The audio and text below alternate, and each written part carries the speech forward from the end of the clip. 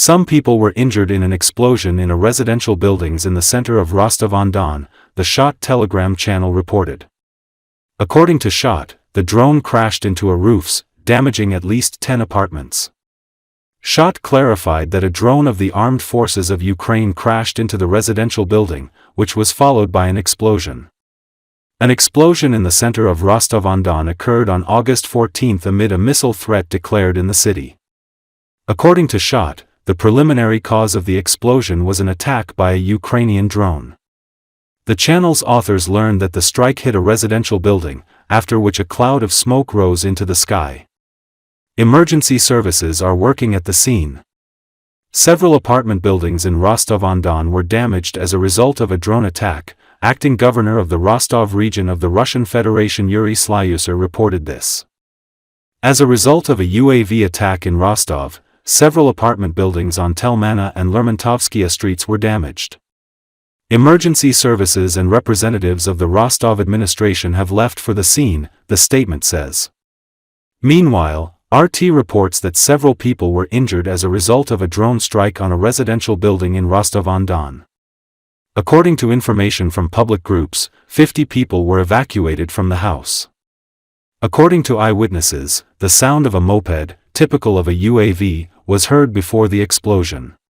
Это просто хардкор. Жесть. Жесть.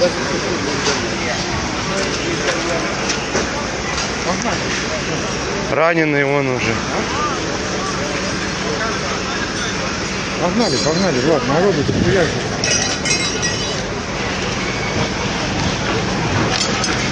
Глянь, ебать. Да, вон кусок дрона валяется.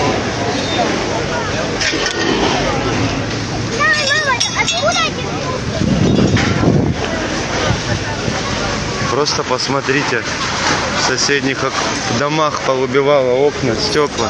Здесь вообще жесть происходит. Вот, тушат пожар. Дрон прилетел. Где? Куда? Вот в этот дом прилетел, в крышу. Сбоку, вон, видите, сбоку. Посмотрите.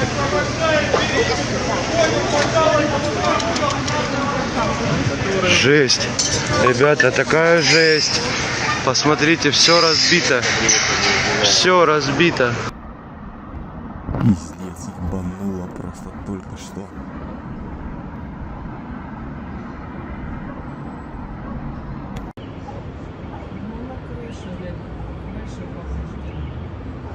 Бля, там... А, в крышу влетел, гля. Разбился дом. Вон. Пиздец, прямо рядом с нашим домом. Охереть.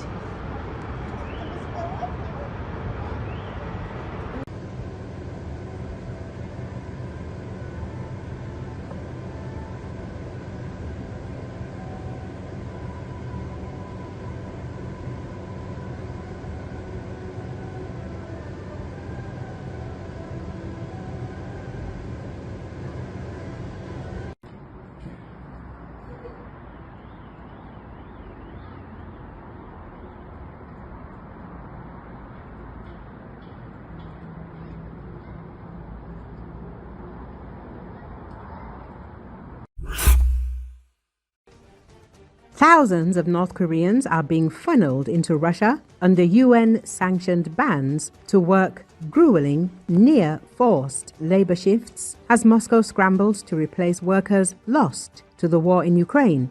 BBC reported the information. Interviews with escapees and South Korean officials describe a system where North Korean men are flown to Russia's Far East, escorted straight to construction sites by security agents, and held under tight surveillance. One worker, Jin, names of workers quoted have been changed for safety, recalled being warned upon arrival. The outside world is our enemy, he said. He was put to work on high-rise projects for more than 18 hours a day. All 6 workers interviewed described punishing routines, up to 6 a.m., building until 2 a.m. with just 2 days off a year, and sleep in overcrowded shipping containers or unfinished buildings. Waking up was terrifying, realizing you had to repeat the same day over again, said Tay, who escaped last year. Another worker, Chan, said supervisors beat men caught dozing on the job. Some people would leave their posts to sleep in the day or fall asleep standing up, but the supervisors would find them and beat them.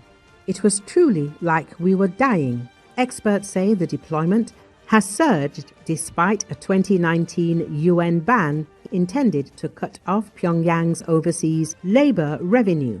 Russian entry data show more than 13,000 North Koreans arrived in 2024, many on student visas that officials and researchers describe as a workaround. South Korean intelligence estimates that more than 10,000 were sent last year and that the total could eventually exceed 50,000, with some likely headed to reconstruction projects in Russian-held Ukrainian territories. In June, a senior Russian official acknowledged that 5,000 workers would be sent to rebuild the border region of Kursk. The conditions are truly abysmal, said Kang Dong-wan, a South Korean professor who has interviewed laborers in Russia.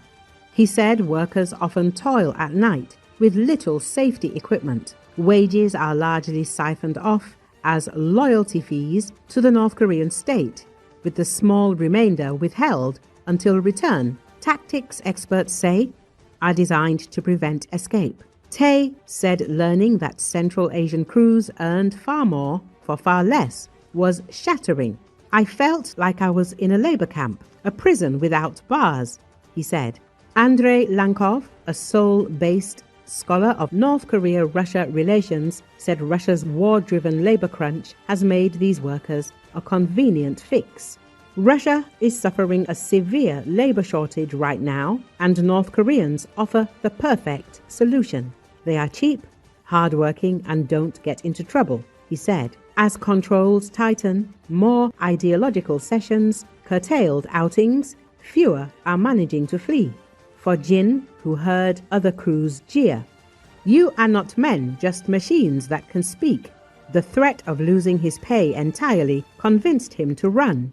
These workers will be the lasting legacy of Kim and Putin's wartime friendship, Lankov added, predicting deployments will outlast the fighting itself.